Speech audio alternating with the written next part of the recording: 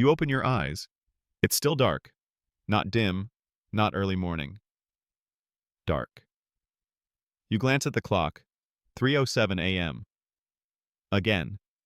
It's the third night this week. No noise woke you. No bad dream.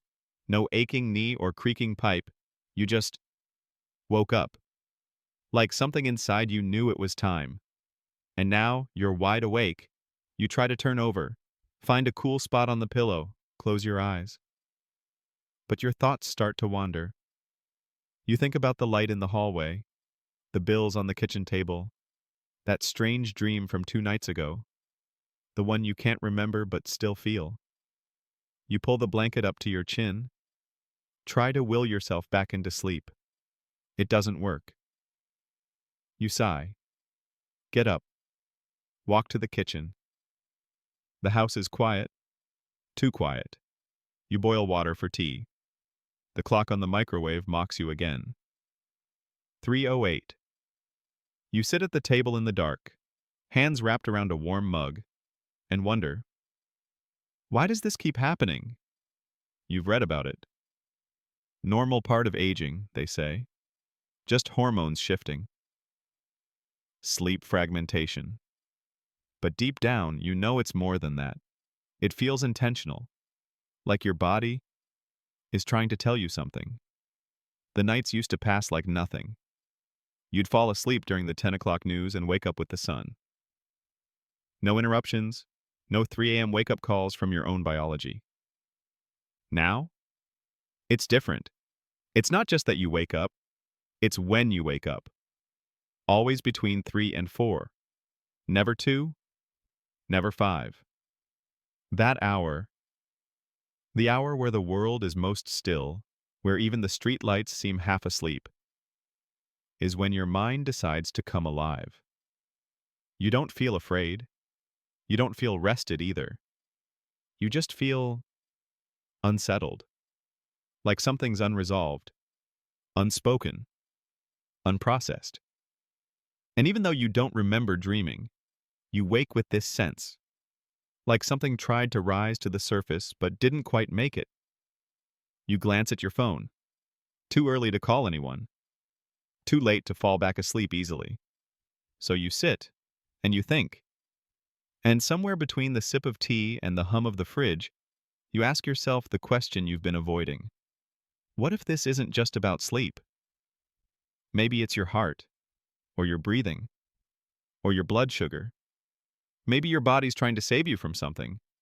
Or maybe it's your mind, your memories, your emotions, trying to get your attention the only way they still know how. There's a reason older adults wake at 3 a.m. Sometimes it's medical, sometimes it's hormonal, but sometimes it's emotional. The body remembers what the mind won't say out loud, and night is when it whispers the loudest. In the next part, you'll discover the first real cause behind these wake-ups, and the hidden health warning no one ever told you to check. The next night, it happens again. You fall asleep by 10. You even skip your afternoon nap to make sure you're tired enough. But still. 3:12 a.m. Your eyes open, like clockwork. You don't panic. You don't move right away. You just lay there, staring at the dark ceiling, listening to the silence in your own chest. And for the first time, you stop blaming it on habit. Because now you're starting to wonder, is my body trying to protect me from something I can't feel while I'm sleeping? You sit up slowly. Breathe deep. Your chest feels fine. No tightness. No racing heart. But you still feel off. Like something is out of balance. And it is. What no one told you is that 3 a.m. is prime time for hidden imbalances to make themselves known. Especially in people over 60. It's when your blood pressure drops, your core temperature lowers, and your blood sugar, if unstable, can hit a dangerous low. That low might not make you faint, but it's enough to trigger your body's emergency system. Cortisol spikes, adrenaline stirs, your heart rate slightly increases, And just like that, your brain is jolted awake. No nightmare, no sound, just a biological alarm that says, something isn't right. You pour yourself another cup of tea. The mug feels heavier in your hand than yesterday. You think back. Did you eat enough for dinner? Did you take your meds late? You don't know for sure. But now, something inside you wonders, what else is happening in my body that I'm not feeling during the day, but is waking me up at night? You shuffle into the bathroom, look in the mirror. Your eyes are tired, but not from staying awake. They're tired from watching for answers that never seem to come. You step on the scale, a little lower than last week. Not much, but enough. You make a mental note. Because the truth is, waking at 3 a.m. might be your first symptom of a decline that hasn't shown up during the day yet. Slight dehydration, pre-diabetic sugar drops, sleep apnea. You don't notice. Hormonal shifts. Emotional grief trapped in REM. You won't feel them while you're busy, or while the lights are on, or while the house is full of sound. But at 3 a.m., when everything is quiet, your body speaks.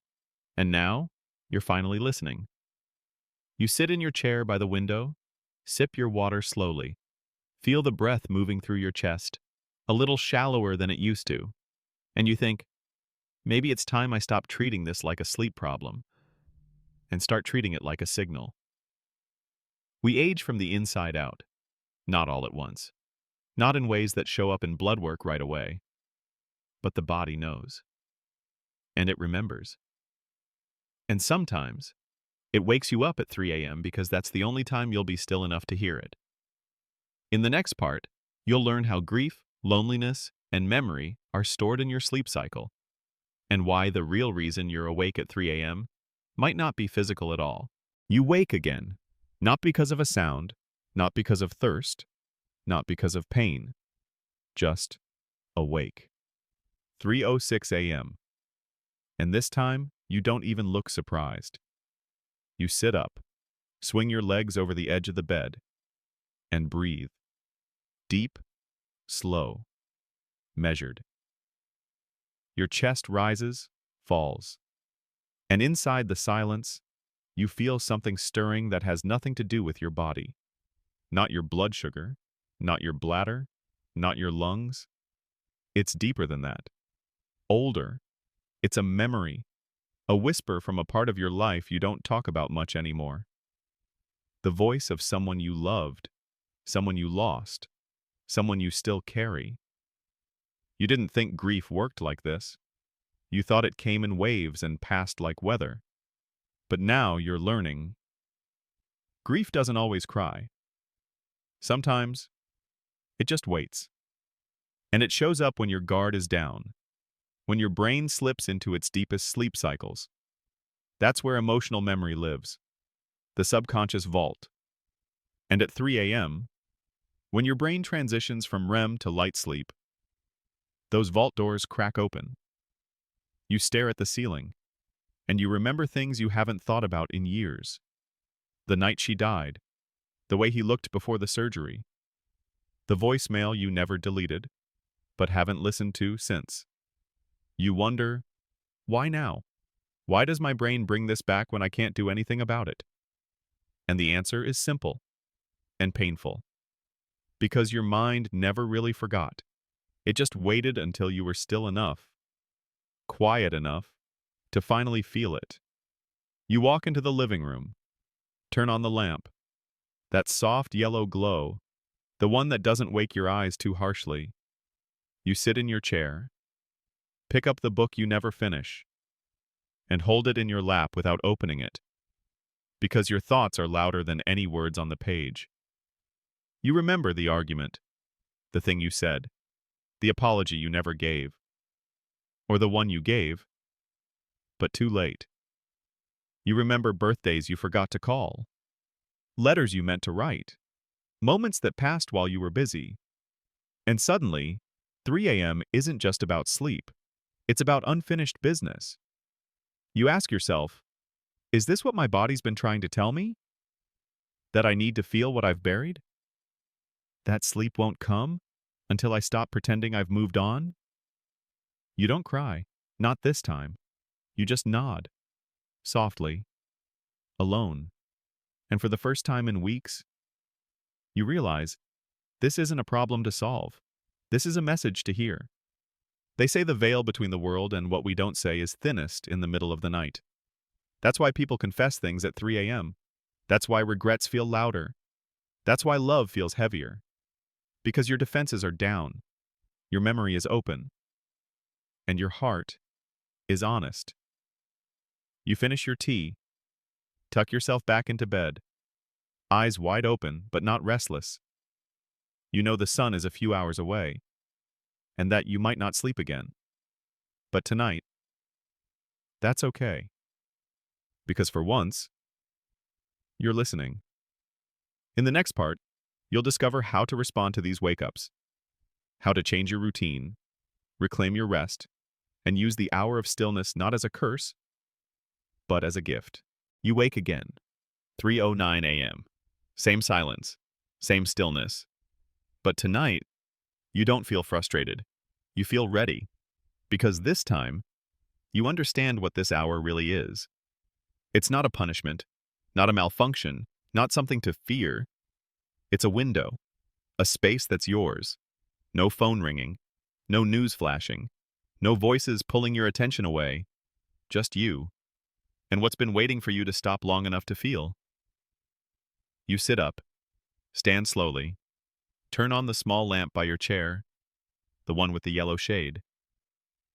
Tonight, instead of staring at the clock, you open the notebook you left on the table. The one you haven't written in for years. The one with the blank pages that used to feel too heavy to fill. But now, they feel like relief. You write, I miss you. I'm still proud of who I was. I forgive myself for the years I let slip. I'm still here. You keep writing. Not to explain, not to be perfect, just to let go of what your mind holds on to, while the rest of the world sleeps. And when you finish, you feel something different. Not peace exactly, but something close. Space, inside your chest, in your thoughts, in your breath, like your body just unclenched after holding on for too long. This is the secret they don't tell you. Sometimes the cure for restless sleep isn't more medication, or better pillows, or a stricter routine. Sometimes, the cure is a conversation with yourself you've been postponing for years. You close the notebook, refill your water, and you sit in your chair like a man who belongs there, not like a man waiting for time to pass. You're not fighting the night anymore. You're using it. And in that decision, something shifts. Your body feels lighter. Your breath is slower. And for the first time in weeks, your eyelids start to droop before the sun comes up. This hour, this so-called curse of older age, can be your hour of clarity, your hour of truth, your hour of quiet healing. Because you're not broken. You're becoming more aware. The body wakes you when it needs you to pay attention. The heart wakes you when it needs to feel. And the soul? It wakes you when it's time to let go. You tuck yourself back into bed. The blanket feels softer. The silence feels warmer. And the clock? You don't even check it. You close your eyes. And this time, you sleep. If you've ever woken up at 3 a.m. feeling like the world forgot about you, if you've stared at the ceiling with no answers, then know this: you're not alone. And you're not broken. You're simply living a chapter where even the quietest hours can hold the loudest truth. If this story helped you understand something about yourself or someone you love, take a moment and subscribe to this channel. Because here, we turn restlessness into reflection, loneliness into connection, and aging into meaning.